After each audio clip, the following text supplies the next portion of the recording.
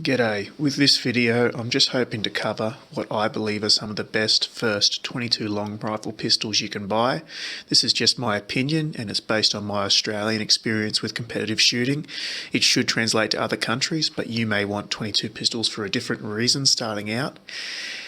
Like most people, I started out using a 22 long rifle, and as usual you end up with a fairly underloved club gun. And my first gun that I shot competitively with was a 4.22. Within a short time I got to borrow some other people's pistols. I learnt what I did and did not like. After my probationary period I was able to buy my first handgun, and I ended up in a gun shop with a lot of cash and not a lot of knowledge.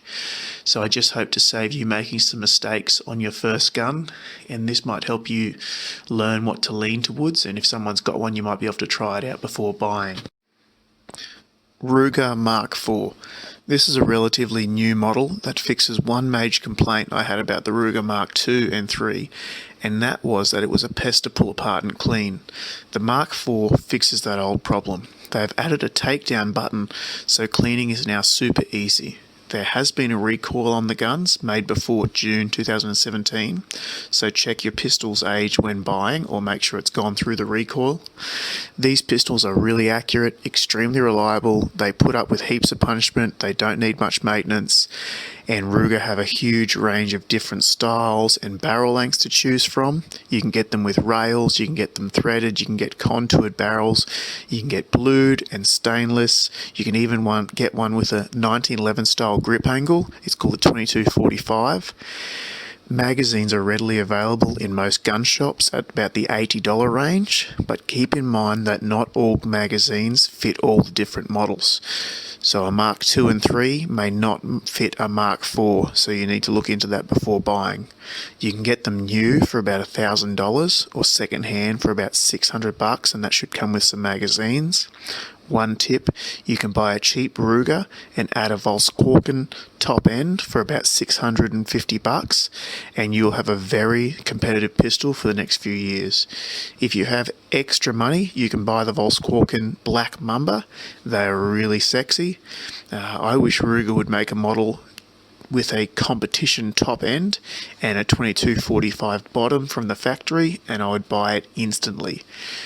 There's also a huge range of aftermarket parts available, and spares are readily available. You can get spares from Brownells or Ruger or other American shops, so that makes them a very good thing to have. The next gun on the list is the Beretta 87 Target. This pistol is one of the coolest looking pistols out. I remember seeing this in the SSAA magazine and wishing for one when I was younger. I did get to shoot one as a child and I loved it, but I realised as I've grown up it's for people with small hands. So for a child or for a female, this is a great thing. If you're a ham-fisted male, you may have trouble. You can get aftermarket grips, but they seem to be hard to find, and they actually seem to be made by Beretta most of the time, and they're expensive. I knew a guy who bought one, he loved it, but as soon as his wife shot it, he never got to shoot it again.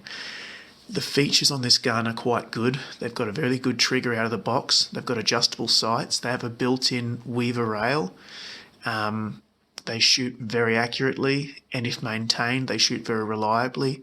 The magazines are not super common, but they are out there online. Expect to pay about $130, which is probably the high end for a 22 magazine. It does come with a base plate, and it is steel for that price at least. Also beware that parts are hard to source. I went on to Brownells, this is June 2020, and I couldn't find parts available. Simple parts like a firing pin or an extractor weren't on Brownells America, so you've got to beware that you might have trouble getting parts. You can buy them new for about $1,000, that comes with 2 magazines, or about $700 second hand, and the $700 ones on used guns seem to be in fairly good order and some extra magazines. So that's one to look for. Smith & Wesson Model 41.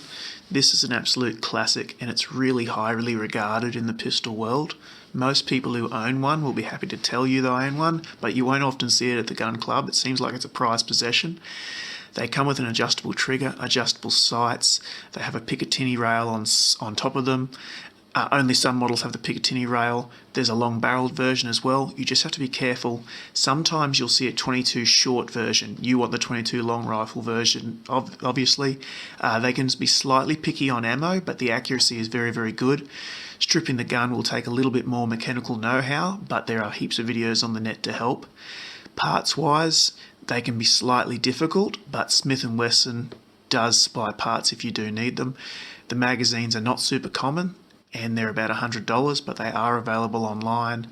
They sell for $2,500 new. Actually, it's $2,500 and up new, depending on the model you want, but they do seem to retain their value. So second-hand, they're about $1,500, and hopefully if you can find one second-hand, you'll get the magazines you need. The Browning Buckmark. It's an old faithful. Browning currently produces 22 different versions of this pistol and even makes a small rifle version. And they also do a lot of special runs. On their website, you can see the limited edition runs. I currently own the Contour Stainless URX that I have Cerakoted gold because at my club, just so happened that everyone started to buy this gun and I wanted mine to look slightly different. These guns are the most unfussy guns when it comes to ammo and cleaning. You see people who clean them once every 1,500 rounds and they just keep running and running and running, or with a slight brush of a toothbrush they'll keep running. I try to clean mine every 500 rounds or about once a month, and that seems to keep mine running beautifully. The trigger is not great out of the box, but it's fairly easily fixed. You'll find videos on the net to just swap a spring around to lighten it, or you can get a Volkswagen kit, which is about $130, which makes the trigger beautiful. There are heaps of different models. There's models with different length barrels, different steels, different sights, different rails, under barrel mounts for lasers or for even a torch. You can get them with fibre optic front sights or black front sights, and parts are super easy to get. You can get the parts from America and they're usually in Australia as well. You can even swap a barrel out with just one screw on some guns. Magazines are about $90, but they are steel and they're usually available in gun shops. New, they range between $800 and $1,200 depending on the model, and the second-hand market you can get them as little as $500. So that's another thing to expect. You can buy a cheap one second-hand and put a $300 or $400 barrel on it and you'll have a very accurate handgun. I'll have to do a review on mine because there's a lot else to say on it, but yeah, look forward to that. The last pistol is a bit of an honourable mention. I've owned one of these pistols and I scored it second-hand for a steal of a price. They're extremely accurate and the trigger's so nice. It's the Hämmerli X-Esse. Now, they do make a lot of different models. They even now make a steel-framed one.